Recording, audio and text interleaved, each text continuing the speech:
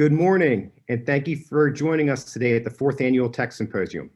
My name is John Matron. I'm the Mid-Atlantic Chapter Vice President.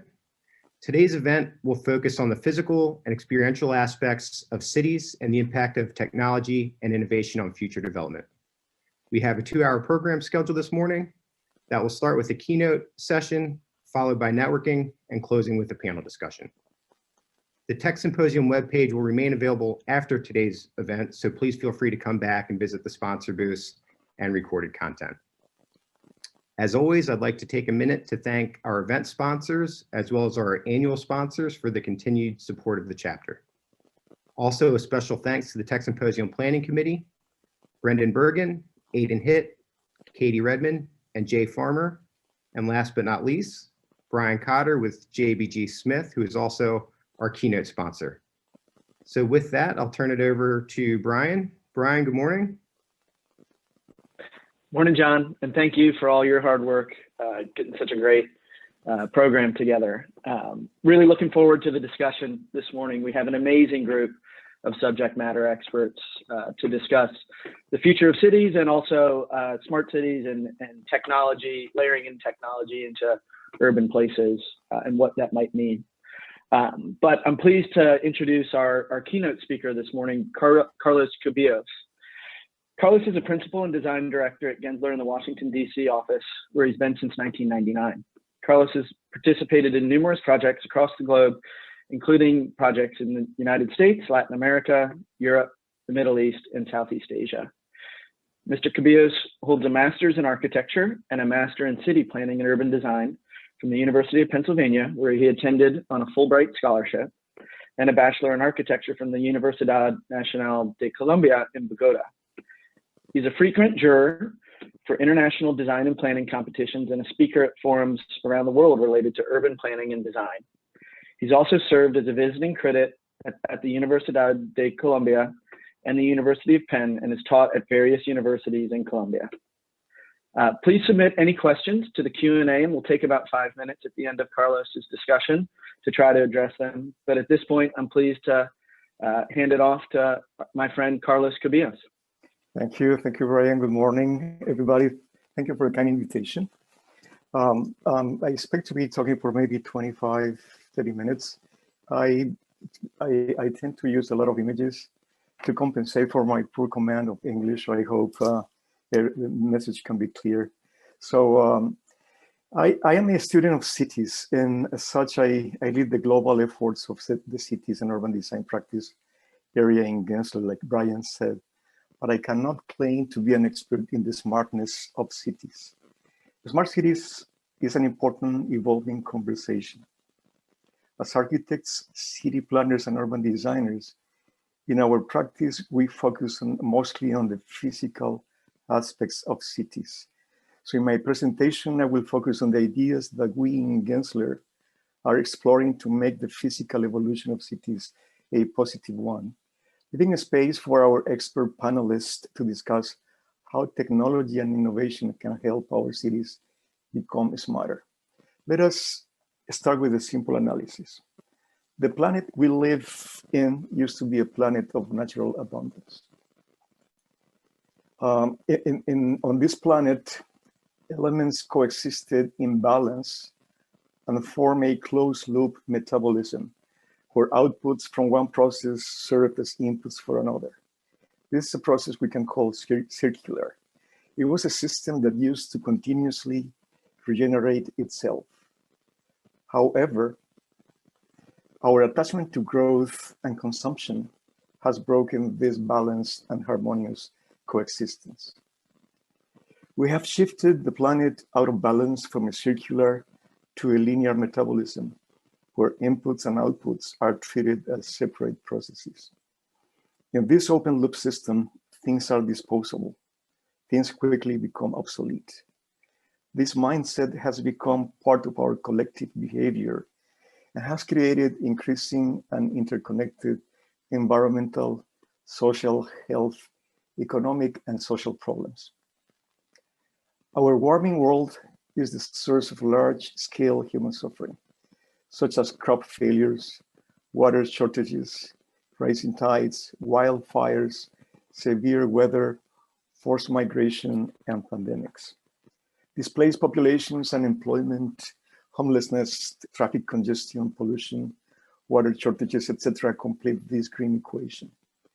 Our carbon economy, we may say, has amplified racial, social, and economic inequities. It has created a system that is fundamentally incompatible with a stable future. If we fail to act now, the present moment may simply be a preview of things to come. This broken balance reflects a linear metabolism, where our collective behavior handles inputs and outputs as separate and related processes. In this open loop system, resources are used, and the waste produced is discharged in ways that cannot be beneficially reabsorbed into living nature. It is about endless production of waste. But as much as the present moment shows the weaknesses of our system, it also gives us the opportunity to reimagine it, considering the technological, social, economic, and ecological dimensions as part of the way forward. A circular system, based on what nature teaches us, could be a system of regeneration that could help us reduce, reuse, and recycle while we meet our needs. It is about learning from nature about how to create circular closed-loop systems where somebody's output is somebody else's input. The resulting regenerative and resilient cities could be based on an environmentally enhancing restorative relationship between urban areas and the natural systems whose resources they depend on. It starts with education and behavior change amongst many other potential actions. A regenerative city for us is a city that takes every opportunity to improve. Some examples of what can be done. I mean, changing transportation hierarchies where walkability, micromobility, and mass transit are prioritized. Streets and buildings that can be repurposed. Urban farming that can increase food security. Green roofs and building schemes that sequester carbon and reduce heat gain. Renewable energy that reduces consumption of resources. Stormwater that can be stored and wastewater that can be recycled. Waste that can be transformed into resource. Public right-of-ways that become valuable open spaces. Naturalized waterways, permeable surfaces, and recharge areas that replenish aquifers and reduce the risk of flooding.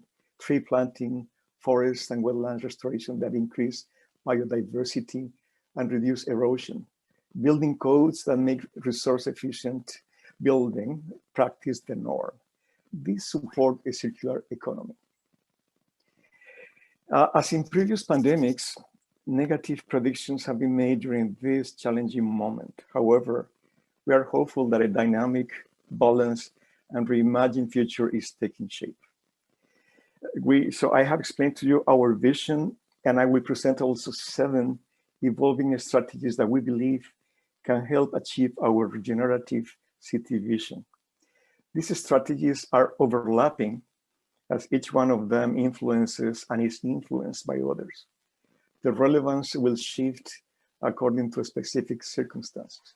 Let's begin talking about a little bit about change. As we know, the only constant in life is change. We're continuously exposed to change in every aspect of our lives, and our cities more so. In this graphic, I can show you 4 of the main sort of dimensions that we're doing against there. Workplace, buildings, aviations, and cities and planning. As you can see, each one of them have a different design horizon. Cities and planning has what we can call permanent design horizon. It's the impact of every decision we make can have 30 to 100 years. So what does it mean? That we are exposed to constant change, that we need flexibility to respond to that change, and we need responses that are adaptable to all of these changes. So the first strategy is about infusing flexibility in the public and private realms to respond to these changing needs. One is creating more and interconnected public space. During this time of crisis, regardless of age, gender, ability, socioeconomic or ethnic status, the value of green open space to create community has been underlined. But this pandemic has also highlighted a disparity. Not everyone has easy, equitable access to green open space in the city. Under-resourced, low-income neighborhoods often lack access to safe public spaces where people can exercise, relax, or socialize. So how can we create more connected, inclusive, equitable open spaces for all? Our ideas about flexibility in this presentation will start with examples in the public realm, and then we will go into the private realm. They include streetscapes, parcels, and buildings. Let us start with public space and streetscapes.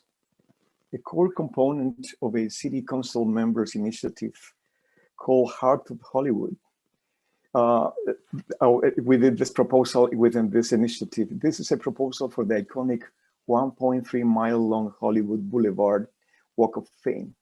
It represents the first step in the improvement of this iconic place. Although the corridor is one of the biggest draws in Southern California, its built environment has often overwhelmed visitors. Its streetscape has worn down over the decades, and repairs to sidewalks have lagged.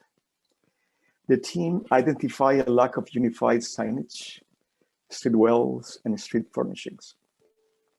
An enhanced complete street concept is one of several alternatives considered for the master plan. Other options with it include a similar but less ambitious sidewalk expansion, or in the most modest concept, selective street extensions near major landmarks. Its Art Deco heritage is expressed in the form of unified signage and decorative patterns in crosswalks as seen in this rendering. Priority obviously is given to pedestrians. Sidewalks are widened to create space for human activity. Traffic can be controlled depending on times of day and night. The wider sidewalks of the enhanced complete street can also allow for other amenities. A second row of trees and increased business presence in the public realm is proposed. In a simple way, I could say that it is going back to basics. It's about creating cities for people. Now let's move to the parcel plan, how flexibility is being addressed at this level. Our explorations, in this case for this project in One North in Singapore, they include a concept called flex parcels. Many times it may make sense to allow for flexibility in the way we define development parcels in a project, rather than us prescribing final parcel sizes from the start at the moment when the market needs may not be fully known. So we think that once the basic road and utilities network is set, it could be possible to define the development potential and the percentage of public space that we want to give. Then we could work with a set of guidelines that can set up build-to lines, heights, ground level treatment, amenities, etc. But there's no need to really define it within a given parcel like this one. You only want, you will prescribe 2 chunks of land. It could also be 3, it could be also 4, as long as you comply with the amount of open space requirements and the connections you want. Also in terms of geometry, I mean, you don't have to prescribe how to shape the parcels. They can be like this, they can have some curvilinear forms, etc. So this is what we mean by flexibility at the parcel level. But also flexibility extends to the private realm.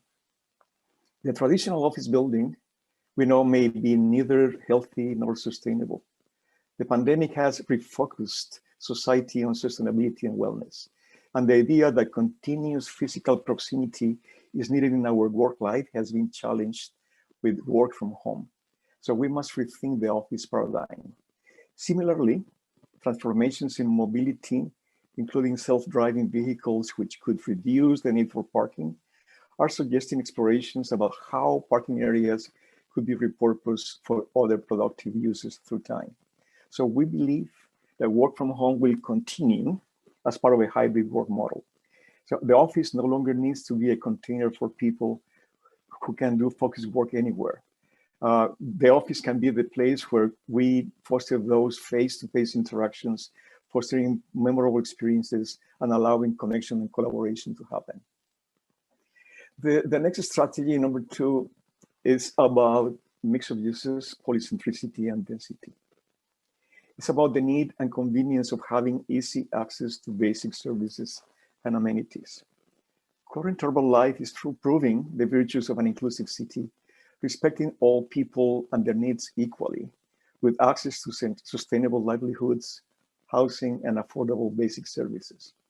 It is showing us the convenience of putting more things together instead of taking them apart, shifting from our city's traditional single-use nature into a mixed-use identity, making them more inclusive and walkable, more 24/7. In many second and third tier cities, monofunctional and underutilized areas such as business parks and shopping malls, they are being reimagined to become new centralities and regional destinations. In this case, the single-level regional Sunrise shopping mall in Citrus Heights in Sacramento County, California, is projected to become a new centrality and a new economic engine for the city and region. New streets and linkages to its neighbors will be enriched with a green urban realm, connecting commercial, retail, entertainment, and residential uses. Although density is currently under intense scrutiny, we believe cities will continue to attract people because of their ability to enable community, opportunities, connections, and convenience. Density, mix of uses, and polycentric strategies help reduce distance between functions. They provide needed redundancy, they reduce travel needs, and open opportunities to create value and identity, fostering a sense of community and belonging. In this reimagined Sunrise Mall area, we have created opportunities for yearly events. We have added more than 300,000 square feet for retail, dining, and entertainment, and 25 acres of parks and green space. Different housing typologies will help create a mixed use, mixed generation, and mixed income neighborhood. It helps create a stronger safety nets and social capital. So this is our vision for this project in California. But then let's move to a strategy number 3. We believe the urban design has to be taken as a tool to shape policy, and we architects, planners, and all of us present in this event, we have the power to help shape this policy. Within the urban design process addresses competing beliefs and interests. They can be brought by the real estate developer, the private citizen, the landowner, and governments at all levels. To be effective in shaping cities, urban designers need to be active in the public policy decision-making processes. This can help open instances where developer and government resolve their conflicting goals and reach successful compromise. And it can help community and planning groups agree on concerted actions. Despite restrictions on community gatherings imposed by the pandemic, technology gave the community of San Pedro Plaza in California opportunities to identify goals and objectives, explore and evaluate options, and help organize a solution that met their needs. We started by running meetings where the needs of neighborhood communities were heard virtually. With simple ideas, the event became a means where strangers and friends could collaborate, build social capital, and learn from each other while minimizing opportunities for confrontation that usually happen in personal meetings. We have found that building relationships and trust with communities who are sharing authorship for a project serves to enrich and enhance the outcome. Such a shared vision would be hard to imagine without the engagement itself. Rather than supplementing the project, the engagement drives the project. As mentioned before, the only permanent or certain thing in life is change. This change is powered in many instances by technology-driven disruptions. So this is opening up the door for the 4th strategy, reimagine mobility. From the iPhone to services like Uber and Lyft, to the driverless car, to aerial ride shares, micromobility options, all this are impacting the way we move, the way we integrate, and the way we connect. Mobility is one of the areas where this change can be seen more often. The new mobility ecosystem is providing alternatives to car use and ownership by trip length, touching all sorts of lifestyles and preferences, from bikes and scooters for personal mobility, to ride hailing, to car sharing, reflecting the need for local, cost-effective, and easy mobility solutions. But what does the growth of these mobility solutions tell us about the changing dynamics of city life? And how can we better shape the city of tomorrow to respond? The implications of these disruptions are being tested daily in our cities, from land use to the width of the streets, to repurposing of car garages and the reuse of gas station sites. We will continue seeing how this impact will transform our cities, hopefully to make them better places for people. New technologies and mobility modes will change the way we use and design the right-of-way of our streets. We in Gensler are exploring how integrated transportation strategies, including autonomous vehicles and smart mobility systems, can free up precious parts of this right-of-way to improve environments for people. That was the before, this is the after. Our proposals include the expansion of walking and cycling infrastructure. They encourage the use of active transportation modes, such as bike share and e-scooters. And we think that the reconfigured right-of-way recuperates space for people and allows the deployment of traffic, light pollution, and garbage sensors, along with digital information displays, thereby creating streets for people, not for cars. Let's move to strategy number 5. It's about our central business district. Traditionally, the CBD is the metro area commercial and business center. It is the densest area and the one with the highest land values. Maybe in balance towards core commercial uses, this primary function is to enable businesses with big transient weekday population swings. These dynamics likely made COVID-19's impact to downtowns and CBDs particularly pronounced. In fact, the pandemic has accelerated trends that had already begun to transform our CBDs. Perhaps a greater mix of uses, more focus on experience and destination, more responsive to evolving work patterns and mobility, and the migration of families and companies from superstar cities to suburbs, second-tier cities, satellite cities, and less expensive metros. According to insights from the Gensler Research Institute's City Pulse survey, which aims to capture people's changing attitudes through different periods of time, many people were contemplating moves out of expensive global cities before the pandemic, largely due to affordability concerns. The current global health crisis has accelerated many of these trends. The findings from our research have implications for workplace, mobility, retail, culture, and entertainment. And this means big implications for the future of central business districts. In our latest US workplace survey findings, conducted in the summer and early fall of 2020, we found that over half of US workers would prefer a hybrid work model, where they are in the office for a portion of the work week and working remotely for the balance of time. For the central business districts that are already emptied out, this means fewer daily commuters and lower weekday population densities, even after workers start to return. But also it creates new opportunities to reshape more interesting and dynamic downtowns. We also asked people what activities they would feel most comfortable resuming as economies begin to reopen. Across all the 4 cities that you see in this slide, people said they are comfortable with activities such as dining out, getting groceries, returning to work and school, shopping, and even staying in hotels. This tells us the CBD is certainly not an endangered species, but one with new possibilities. However, what people are still not comfortable with is getting to and from our downtowns. So while transit continues to be a concern, we believe that there will be greater demand for walkability and co-location of different uses that don't require transit. So what could be the attributes of a resilient CBD? First, cities should consider a more decentralized growth strategy, prioritizing an interconnected polycentric model, creating new and dense mixed-use business clusters. Second, cities need to build in diversity, economically, culturally, and experientially, reducing dependence on office use and creating resilience to adapt.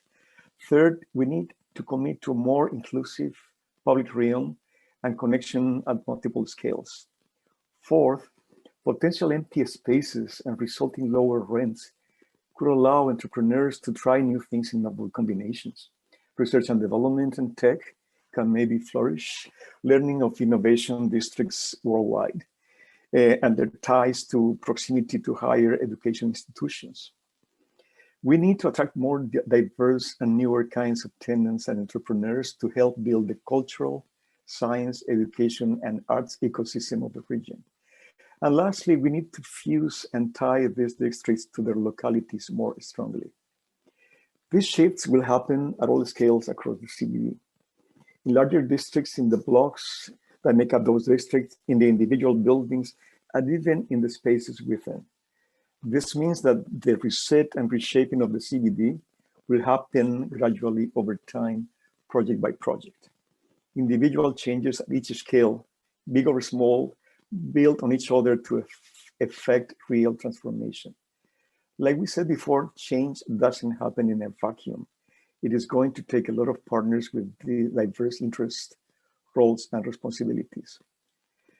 In Pittsburgh, the Lower Hill District, whose first phase is under construction, we are reconnecting a disenfranchised part of the city to its central area, proposing a mixed-use entertainment district with considerable diversity, connectivity, and local character, having public space as the umbilical cord linking project to city.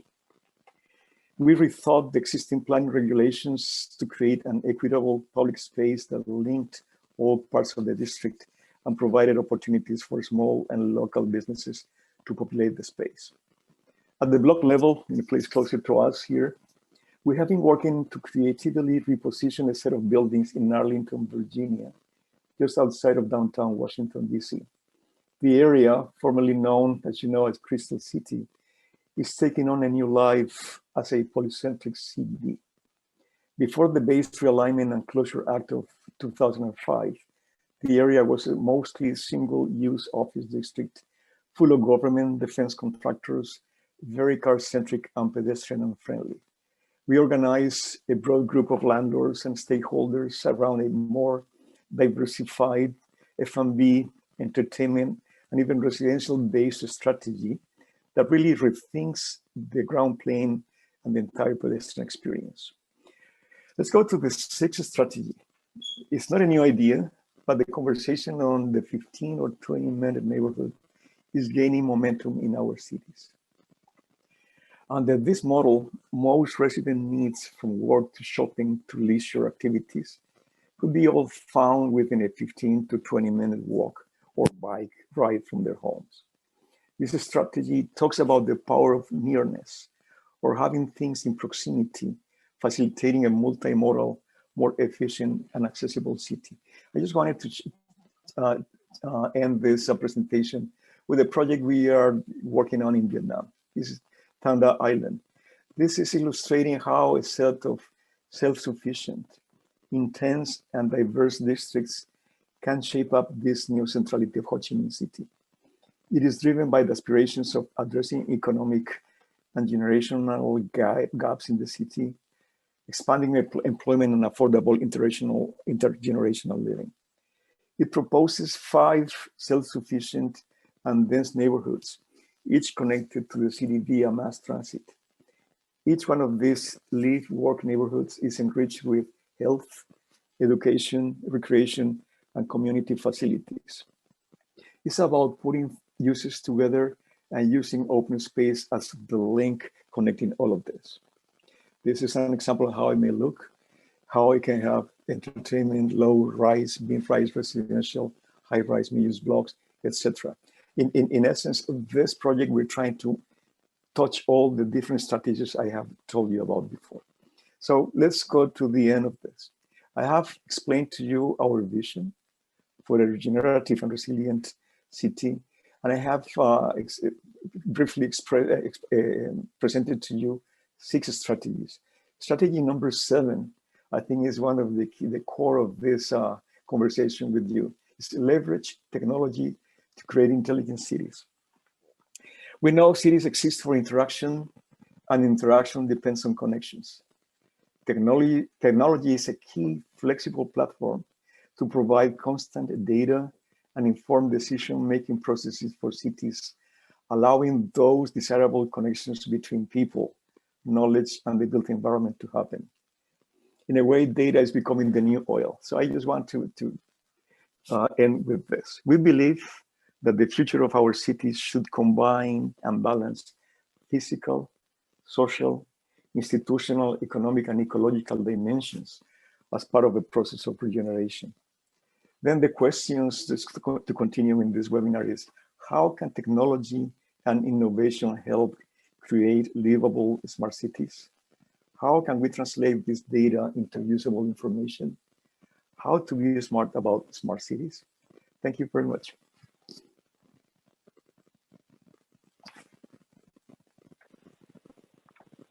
Carlos, thank you for a fascinating discussion on the future of cities.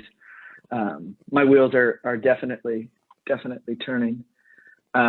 We do have a question in the chat here. What would you say the key ingredients are to building a tech hub in a city? Many tech hubs want to produce a unicorn in order to prove hub viability. What are your thoughts on that? I always think that, I don't know if I will answer this correctly, but I think to produce this, and it has been proven in many places in the world, it's about putting things together, like I said. It's about mixing uses. It's about having enough permanent residential uses on place. I remember our project in One North in Singapore, which is one of those key innovation districts. It was one of the first ones to push for live, work, and play. I was talking to your own town corporation 10 years after its implementation. It's still going on. And they still think that one of the key components is to have people living close to, be part of the tech hub, because they will give life to these events. A tech hub ideally also wants to be close to a university or cultural institution that will add some needed momentum. We have been working on these ideas in parts of the US, but we think breaking areas from single use to multiple use is one of those key components. Then innovation will happen. People will have the chance to meet other people. And remember, a tech hub is about innovation. Innovation doesn't only happen in an office or in a lab.